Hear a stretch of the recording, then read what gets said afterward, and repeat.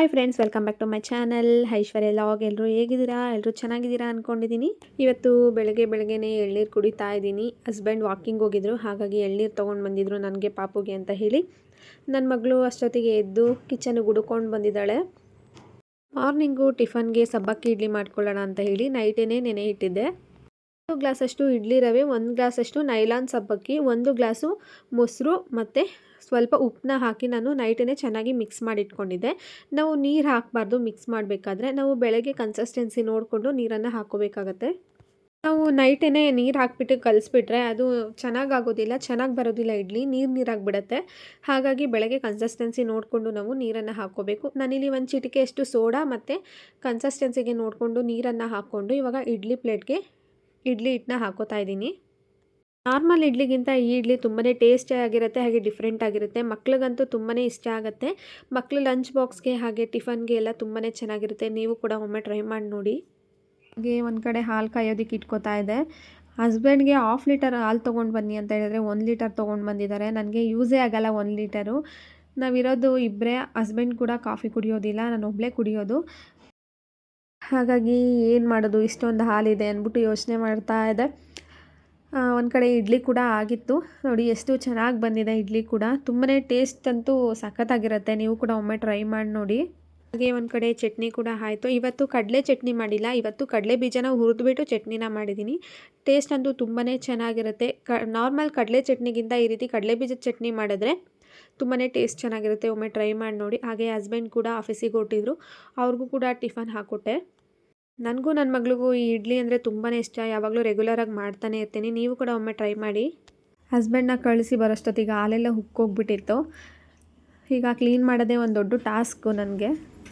ಏನು ಮಾಡ್ತಿರೋದು?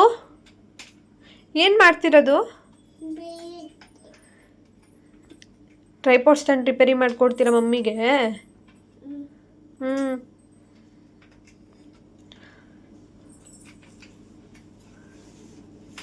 ಬರೀ ಇದೇ ಕೆಲಸ ಅಲ್ವಾ ದಿಶು? ಒಂದು ವಿಡಿಯೋ ಮಾಡೋಕ್ಕೆ ಬಿಡಲ್ಲ. ಹಾಂ, ನೋಡಿ ಅಮ್ಮ ಮನೆ ಹೋಗು ನೀನು. ಬೇಡ, ನೀನು ಹೋಗ್ತೀರಾ?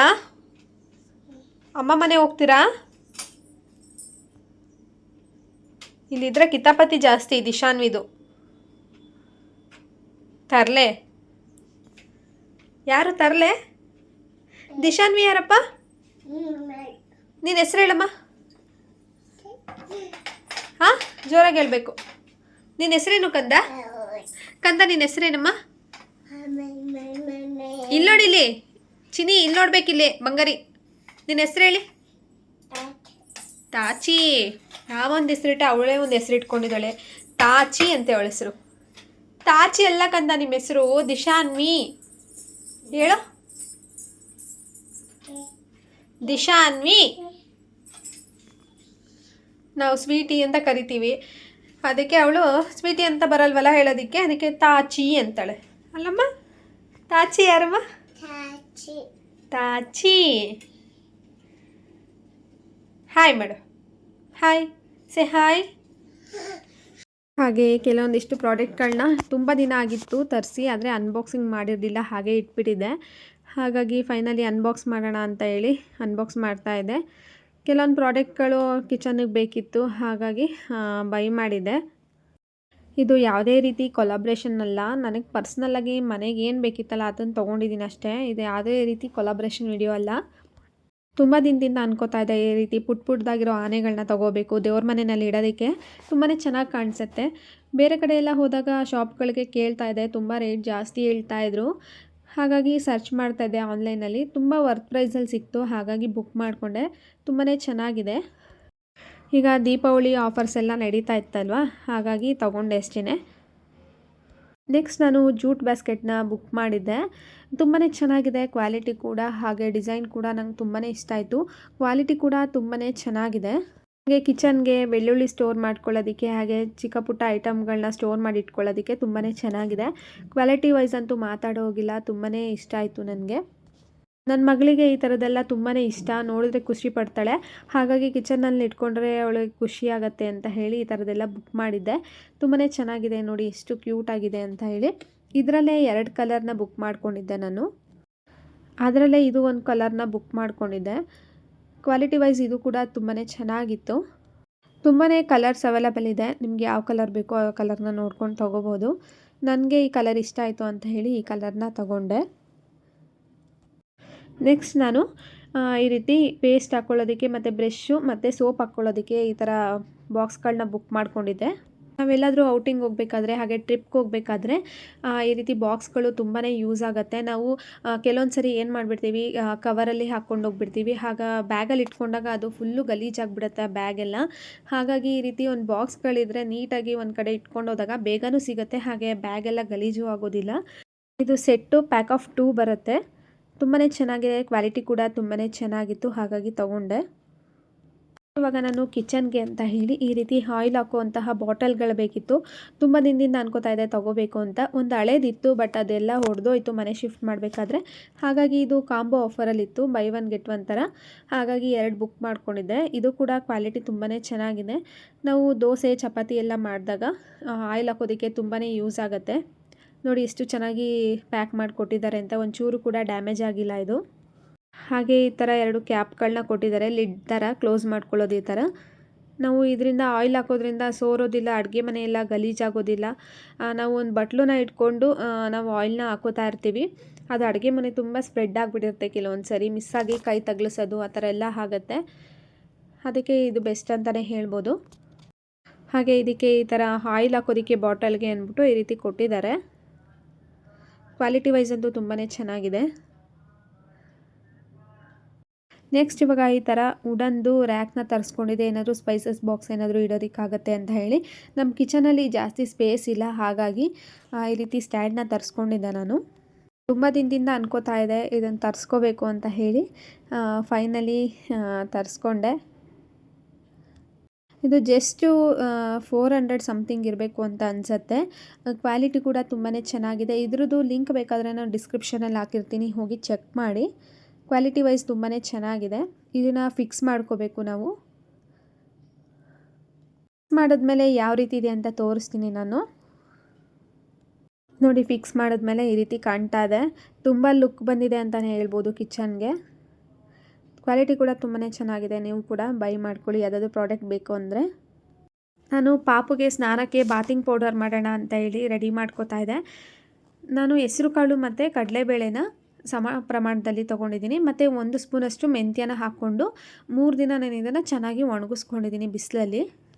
ನಾವು ಅಂಗಡಿಲಿ ಕಡಲೆ ಹಿಟ್ಟನ್ನ ತಂದು ಯೂಸ್ ಮಾಡೋದಕ್ಕಿಂತ ಮನೆಯಲ್ಲೇ ಈ ರೀತಿ ಪೌಡರ್ನ ಮಾಡಿಕೊಂಡು ಯೂಸ್ ಮಾಡೋದ್ರಿಂದ ಸ್ಕಿನ್ ಕೂಡ ಗ್ಲೋ ಬರುತ್ತೆ, ಮತ್ತು ಮಕ್ಕಳು ಸ್ಕಿನ್ ಕೂಡ ಸಾಫ್ಟ್ ಆಗುತ್ತೆ. ನಾವು ಸೋಪ್ ಹಾಕೋದ್ರಿಂದ ಮಕ್ಕಳು ಸ್ಕಿನ್ನೆಲ್ಲ ಬ್ಲ್ಯಾಕ್ ಆಗ್ತಾ ಇರುತ್ತೆ. ಹಾಗಾಗಿ ಈ ರೀತಿ ಪೌಡರ್ನ ಮಾಡಿಟ್ಕೊಂಡು ದಿನ ನಾವು ಇದರಲ್ಲಿ ಸ್ನಾನ ಮಾಡಿಸೋದ್ರಿಂದ ಸ್ಕಿನ್ ಕೂಡ ಬ್ರೈಟ್ ಆಗುತ್ತೆ, ಹಾಗೆ ಸ್ಕಿನ್ ಕೂಡ ಶೈನಿಂಗ್ ಬರುತ್ತೆ. ದೊಡ್ಡವ್ರು ಸಹ ಯೂಸ್ ಮಾಡ್ಕೋಬೋದು. ಫ್ರೆಂಡ್ಸ್, ಈಗ ಮಧ್ಯಾಹ್ನಕ್ಕೆ ಬೆಂಡೆಕಾಯಿ ಸಾರು ಮಾಡೋಣ ಅಂತ ಹೇಳಿ ಬೆಂಡೆಕಾಯಿ ಸಾರು ಮಾಡಬೇಕು. ಇವತ್ತು ತುಳಸಿ ಹಬ್ಬ ಆಗಿರೋದ್ರಿಂದ ಇವತ್ತು ತುಳಸಿ ಪೂಜೆ ಮಾಡಬೇಕು. ಭಾನುವಾರ ತುಳಸಿ ಹಬ್ಬ ಇತ್ತು, ಬಟ್ ನಾವು ಭಾನುವಾರ ಇರಲಿಲ್ಲ, ಆಚೆ ಹೋಗಿದ್ವಿ. ಹಾಗಾಗಿ ಸೋಮವಾರ ಮಾಡಿದ್ರೆ ನಡೆಯುತ್ತೆ ಅಂತ ಹೇಳಿದ್ರು. ಹಾಗಾಗಿ ಇವತ್ತು ಮಾಡೋಣ ಅಂತ ಹೇಳಿ ಎಲ್ಲ ರೆಡಿ ಮಾಡ್ಕೊಂಡಿದ್ದೀನಿ. ದಿಶುನ ಅಮ್ಮನ ಮನೆಗೆ ಕಳಿಸ್ಬಿಟ್ಟೆ, ಇಲ್ಲ ಅಂದರೆ ನಾನು ಕೆಲಸ ಮಾಡ್ಕೊಳ್ಳೋದಕ್ಕೆ ಬಿಡಲ್ಲ. ಹಾಗಾಗಿ ಆಟ ಆಡ್ಕೊಂಡಿರ್ತಾಳೆ. ಅಲ್ಲಾದರೆ ಅಮ್ಮ, ನನ್ನ ತಮ್ಮ, ನನ್ನ ತಂಗಿ, ತಾತ ಎಲ್ಲ ಇರ್ತಾರೆ. ಯಾರಾದರೂ ಒಬ್ರು ಆಟ ಆಡಿಸ್ತಾ ಇರ್ತಾರೆ. ಇಲ್ಲಾಂದರೆ ಡೋರ್ ಹಾಕೊಂಡು ಒಳಗೆ ಇಟ್ಕೊಂಡ್ಬಿಟ್ಟಿರ್ತೀನಿ. ವಿಡಿಯೋ ಮಾಡೋದಕ್ಕೆ ಬಿಡಲ್ಲ. ಇನ್ನು ಟ್ರೈಪೋಡ್ ಸ್ಟ್ಯಾಂಡ್ ಹಾಕಿದ್ರೆ ಬಂದು ಅಲ್ಲಾಡಿಸೋದು ಅದೆಲ್ಲ ಮಾಡ್ತಾ ಇರ್ತಾಳೆ. ಹಾಗಾಗಿ ಅಮ್ಮ ಕಳಿಸು ಅಂತ ಹೇಳ್ತಾರೆ, ಕಳಿಸ್ತೀನಿ. ಆಟ ಆಡ್ಕೊಂಡಿರ್ತಾಳೆ. ಸಂಜೆ ಪೂಜೆ ಎಲ್ಲ ಮುಗಿಸ್ಕೊಂಡು ಗೂಳೂರಿಗೆ ಹೋಗೋಣ ಅಂತ ಅಂದ್ಕೊಂಡಿದ್ದೀವಿ. ಗೂಳೂರು ಗಣಪತಿ ಕೇಳಿರ್ಬೋದು, ಆಲ್ಮೋಸ್ಟ್ ಎಲ್ಲರೂ ಕೇಳಿರ್ತೀರ ಅಂತ ಅಂದ್ಕೊಂಡಿದ್ದೀನಿ. ಹೋಗಿ ಪಾಪುಗೂ ತೋರಿಸ್ದಂಗಾಗತ್ತೆ, ಹಾಗೆ ತೋರಿಸ್ಕೊಂಬರೋಣ ಅಂತ ಹೇಳಿ ಹೊರಟಿದ್ದೀವಿ. ಈಗ ಬೇಗ ಕೆಲಸ ಎಲ್ಲ ಮುಗಿಸಿ ಪೂಜೆ ಎಲ್ಲ ಮಾಡಬೇಕು. ಒಂದು 7:30 ಅಷ್ಟರಲ್ಲೆಲ್ಲ ಮುಗಿಸ್ಕೊಂಡ್ರೆ ಈಸಿ ಆಗುತ್ತೆ. ಹಾಗೆ ಅಡುಗೆ ಕೂಡ ಮಾಡಿಟ್ಬಿಡೋಣ ಅಂತ ಹೇಳಿ. ಇಲ್ಲ ಅಂದರೆ ರಾತ್ರಿ ಬಂದು ಮಾಡೋಕ್ಕಾಗಲ್ಲ ನನಗೆ, ಅರ್ಜೆಂಟಲ್ಲಿ. ಹಾಗಾಗಿ ಈಗಲೇ ಮಾಡಿ ಇಟ್ಬಿಡ್ತೀನಿ. ಬನ್ನಿ, ಲಾಗ್ನು ಕಂಟಿನ್ಯೂ ಮಾಡ್ತೀನಿ. ಇನ್ನು ನನ್ನ ಚಾನಲ್ನ ಯಾರೆಲ್ಲ ಸಬ್ಸ್ಕ್ರೈಬ್ ಮಾಡ್ಕೊಂಡಿಲ್ಲ, ಬೇಗ ನನ್ನ ಚಾನಲ್ನ ಸಬ್ಸ್ಕ್ರೈಬ್ ಮಾಡ್ಕೊಳ್ಳಿ. ಹಾಗೆ ಫ್ರೆಂಡ್ಸು ಫ್ಯಾಮಿಲಿ ಜೊತೆ ಶೇರ್ ಮಾಡಿ. ಇನ್ನು ಮುಂದೆ ರೆಗ್ಯುಲರ್ ಆಗಿ ಲಾಗ್ಸ್ ಬರ್ತಾ ಹೋಗುತ್ತೆ. ತುಂಬಾ ಕಷ್ಟ. ಲಾಗ್ ಮಾಡಿಬಿಡ್ತೀನಿ, ಎಡಿಟಿಂಗ್ ಮಾಡೋದಂತೂ ತುಂಬ ಕಷ್ಟ. ನನ್ನ ಮಗಳು ಹಿಡ್ಕೊಂಡು ಮಾಡೋಕ್ಕಾಗಲ್ಲ. ಆಚೆ ಏನೋ ಸೌಂಡ್ ಆಗ್ತಾಯಿದೆ. ರೆಗ್ಯುಲರಾಗಿ ಲಾಗ್ಸು ಆಗ್ತೀನಿ ಇನ್ನು ಮುಂದೆ. ಪ್ಲೀಸ್ ನನ್ನ ಚಾನಲ್ನ ಸಬ್ಸ್ಕ್ರೈಬ್ ಮಾಡ್ಕೊಳ್ಳಿ, ಹಾಗೆ ಫ್ರೆಂಡ್ಸ್ ಫ್ಯಾಮಿಲಿ ಜೊತೆ ಶೇರ್ ಮಾಡಿ. ಬನ್ನಿ ಈಗ ವ್ಲಾಗ್ನ ಕಂಟಿನ್ಯೂ ಮಾಡ್ತೀನಿ. ನಾನು PCOD ರಿಲೇಟೆಡ್ ಬಗ್ಗೆ ಒಂದು ವಿಡಿಯೋ ಹಾಕಿದ್ದೆ, ಅದಕ್ಕೆ ತುಂಬ ಕಮೆಂಟ್ಗಳು ಬರ್ತಾ ಇದೆ.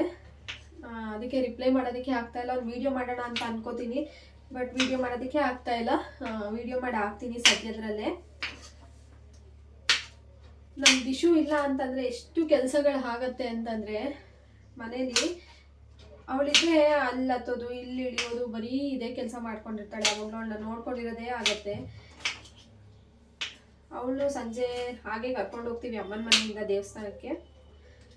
ಆಟ ಆಡ್ಕೊಂಡಿರ್ತಾಳೆ, ಅಲ್ಲಿ ಕೇಳೋದೇ ಇಲ್ಲ ನನ್ನ. ಮುಂಚೆ ಆದರೆ ಸ್ವಲ್ಪ ಹಠ ಮಾಡ್ತಾ ಇದ್ಲು ಹೋಗೋದಕ್ಕೆ, ಇವಾಗಂತೂ ಇಲ್ಲಿಗೆ ಬರೋಕ್ಕೆ ಇಷ್ಟಪಡಲ್ಲ ಅವಳು.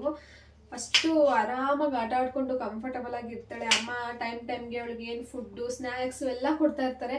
ಹಂಗಾಗಿ ಆಟ ಆಡಿಸ್ಕೊಂಡಿರ್ತಾರಲ್ವ, ಅವಳಿಗೆ ತುಂಬ ಖುಷಿ ಅಲ್ಲಿರೋದ್ರಿಂದ. ಈಗ ಇಷ್ಟೊಂದು ಪಾತ್ರೆಗಳಿದೆ, ವಾಶ್ ಮಾಡಬೇಕು. ಅಡುಗೆ ಎಲ್ಲ ಮಾಡಿಬಿಟ್ಟು ಒಟ್ಟಿಗೆ ವಾಶ್ ಮಾಡೋಣ ಅಂತ ಹೇಳಿ ಆಲ್ಮೋಸ್ಟ್ ಸಾಂಬಾರು ಕೂಡ ಆಯಿತು. ರೈಸಿಗೆ ಸಹ ಇಟ್ಟಿದ್ದೀನಿ, ರೈಸ್ ಕೂಡ ಆಗಿದೆ. ಆವಾಗಲಿಂದ ವಿಡಿಯೋ ಮಾಡೋಣ ಅಂತ ಕ್ಯಾಮ್ರಾ ಆನ್ ಮಾಡೋದು, ಅಲ್ಲೇನೋ ಸೌಂಡ್ ಆಗೋದು. ನಮ್ಮ ಮನೆ ಪಕ್ಕದಲ್ಲಿ ಮನೆ ಕಟ್ತಾ ಇದ್ದಾರೆ, ತುಂಬಾ ಸೌಂಡ್ ಬರ್ತಾ ಇದೆ. ಟ್ರ್ಯಾಕ್ಟರ್ ಓಡಾಡೋದು ಬರೋದು ಬರೀ ಅದೇ ಸೌಂಡ್ ಕೇಳಿಸ್ತಾ ಇದೆ ಬ್ಯಾಕ್ಗ್ರೌಂಡಲ್ಲಿ. ಅದಕ್ಕೆ ವಿಡಿಯೋನ ಕಟ್ ಮಾಡಿಬಿಟ್ಟಿದೆ. ಈಗ ಸ್ವಲ್ಪ ವಾಯ್ಸ್ ಸೌಂಡ್ ಕಮ್ಮಿ ಆಗಿದೆ, ಹಾಗಾಗಿ ವಿಡಿಯೋ ಮಾಡ್ತಾ ಇದ್ದೀನಿ. ತುಂಬಾ ಏರ್ ಫಾಲ್ ಆಗ್ತಾ ಇದೆ, ಏನು ಮಾಡಬೇಕು ಅಂತಲೇ ಗೊತ್ತಾಗ್ತಾ ಇಲ್ಲ. ನಮ್ಮದು ಕರೆಂಟ್ ಗೀಝರು ಫಸ್ಟ್ ಟೈಮ್ ನಾವು ಕರೆಂಟ್ ಗೀಝರ್ನ ಯೂಸ್ ಮಾಡ್ತಾ ಇರೋದು, ಅದು ಈ ಮನೆಯಲ್ಲಿ. ಹಳೆ ಮನೆಯಲ್ಲಿ ನಮ್ಮದು ಗ್ಯಾಸ್ ಗೀಝರು ಮತ್ತು ಸೋಲಾರ್ ಇರ್ತಾ ಇತ್ತು. ಈ ಮನೆಯಲ್ಲಿ ಕರೆಂಟ್ ಗೀಝರು. ತುಂಬಾ ಏರ್ ಫಾಲ್ ಆಗ್ತಾ ಇದೆ, ಏನು ಮಾಡಬೇಕು ಅಂತಲೇ ಗೊತ್ತಾಗ್ತಾ ಇಲ್ಲ. ನೋಡೋಣ ಏನು ಮಾಡೋದು ಅಂತ ಅದು ಇದು ಟ್ರೈ ಮಾಡ್ತಾನೆ ಇದ್ದೀನಿ ನಾನು ಕೂಡ. ತುಂಬಾ ಬೇಬಿ ಇಯರ್ಸ್ ಎಲ್ಲ ಬರ್ತಾ ಇದೆ, ಬಟ್ ಒಂದು ಕಡೆ ಉದುರುತ್ತಾ ಇದೆ ಕೂದಲು. ತಲೆ ಬಾಚಿರೋ ಥರನೇ ಕಾಣಲ್ಲ, ಹಾಗೆ ಕಾಣಿಸುತ್ತೆ. ಮತ್ತು ಇಲ್ಲೆಲ್ಲ ಲೈಟ್ನ ಹಾಕಬೇಕು ಅಂತ ಅಂದ್ಕೊಂಡದೆ, ವೈಟ್ ಲೈಟ್ ಬರುತ್ತಲ್ಲ ಆ ಟೈಪಲ್ಲಿ. ನಮ್ಮದು ನೈಟ್ ಟೈಮಲ್ಲಿ ಏನಾದರೂ ವಿಡಿಯೋ ಏನಾದರೂ ಶೂಟ್ ಮಾಡಬೇಕಂದ್ರೆ ಚೆನ್ನಾಗಿ ಕಾಣಿಸೋದಿಲ್ಲ, ಡಾರ್ಕಾಗಿ ಬರೋದಿಲ್ಲ ವಿಡಿಯೋ, ಡಿಮ್ಮಾಗಿ ಕಾಣಿಸುತ್ತೆ. ಹಾಗಾಗಿ ಇಲ್ಲೆಲ್ಲ ಲೈಟ್ ಹಾಕ್ಸೋಣ, ಕಿಚನ್ ಡೆಕೋರೇಷನ್ ಮಾಡೋಣ ಅಂತ ಅಂದ್ಕೊಂಡೆ. ಬಟ್ ಮನೆ ಖಾಲಿ ಮಾಡೋ ಇದರಲ್ಲಿ ಇದ್ದೀವಿ. ಆ ರೀಸನಿಂದ ಏನು ಮಾಡೋದಕ್ಕೆ ಆಗ್ತಾ ಇಲ್ಲ.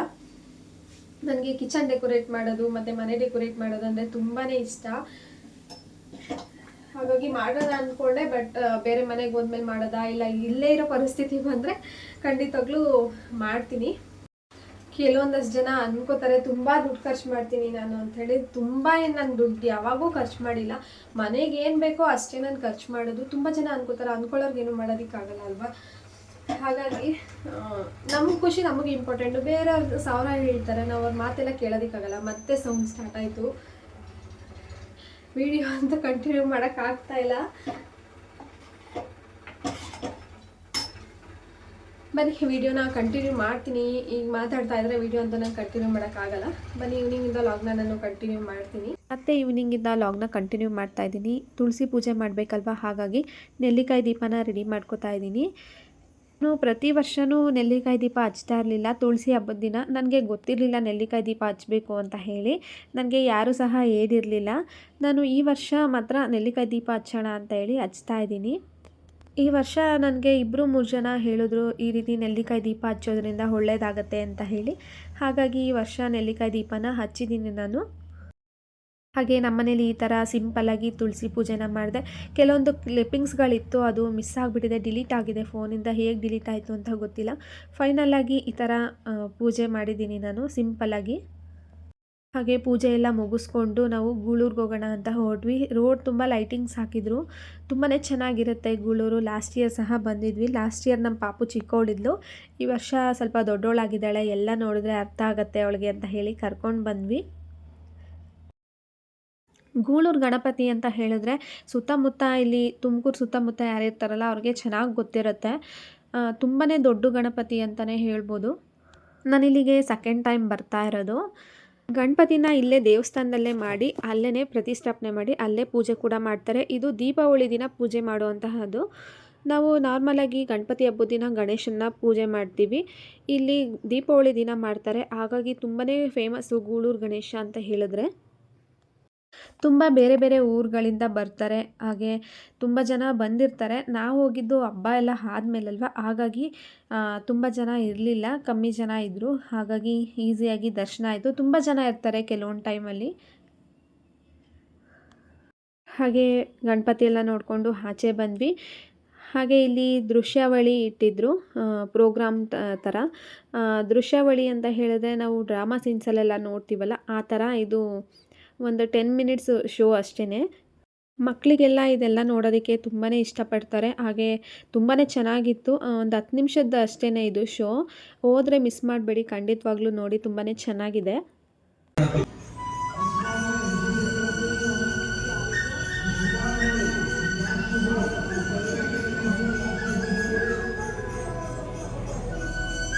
ಅಣ್ಣ, ನಡೆಯಿರಿ, ಜಲಪಾತಕ್ಕೆ ಹೋಗಿ ನಾವು ಸ್ನಾನ ಮಾಡಬೇಕು. ನೀನೇ ಹೋಗಪ್ಪ ಕಾರ್ತಿಕೇಯ. ಇವತ್ತು ಭೋಜನದ ಪ್ರಮಾಣ ಸ್ವಲ್ಪ ಜಾಸ್ತಿನೇ ಆಗಿದೆ. ನನಗೆ ಗಣೇಶ, ಕಾರ್ತಿಕೇಯ ಇಬ್ಬರು ಏನು ಚರ್ಚೆ ಮಾಡುತ್ತಿದ್ದೀರಿ? ಮುನಿವರಿಯರೇ, ನಿಮ್ಮ ಕೈಯಲ್ಲಿ ಅದೇನೋ ಇದೆಯಲ್ಲ.